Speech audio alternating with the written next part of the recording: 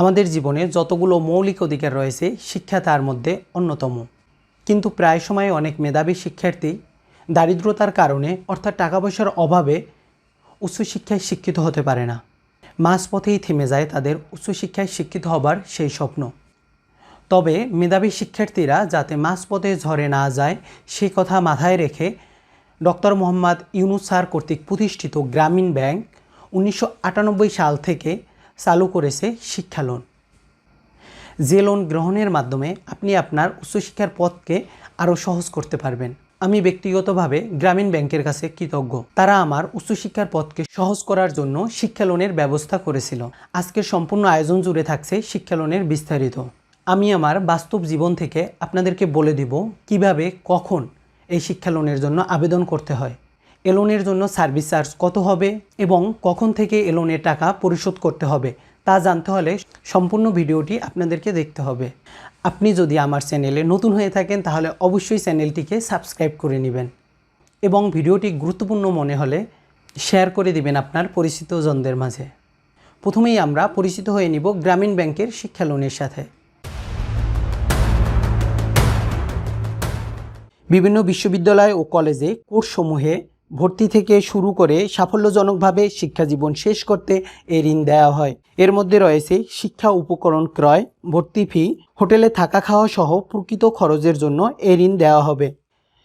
Medical engineering থেকে শুরু করে যে কোনো সাবজেক্টে অধ্যয়নরত শিক্ষার্থীরা এই শিক্ষা লোন নিতে পারবেন।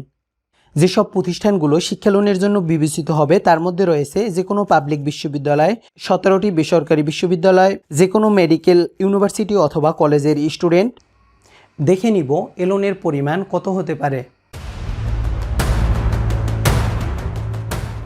38,000 টাকা থেকে 1,05,000 টাকা পর্যন্ত লোন প্রদান করে থাকে। এর মধ্যে অনার্সে অধ্যয়নরত শিক্ষার্থীরা 4 বছরে সর্বোচ্চ 77,000 টাকা, ইঞ্জিনিয়ারিং কোর্সে 4 বছরে সর্বোচ্চ 75,000 টাকা, 5 বছর মেয়াদী মেডিকেল শিক্ষার্থীরা সর্বোচ্চ 1,05,000 টাকা, এমএস, এমবিএ, এমএ 2 বছর মেয়াদী কোর্সের জন্য সর্বোচ্চ 38,000 টাকা শিক্ষা লোন হিসাবে নিতে পারবে।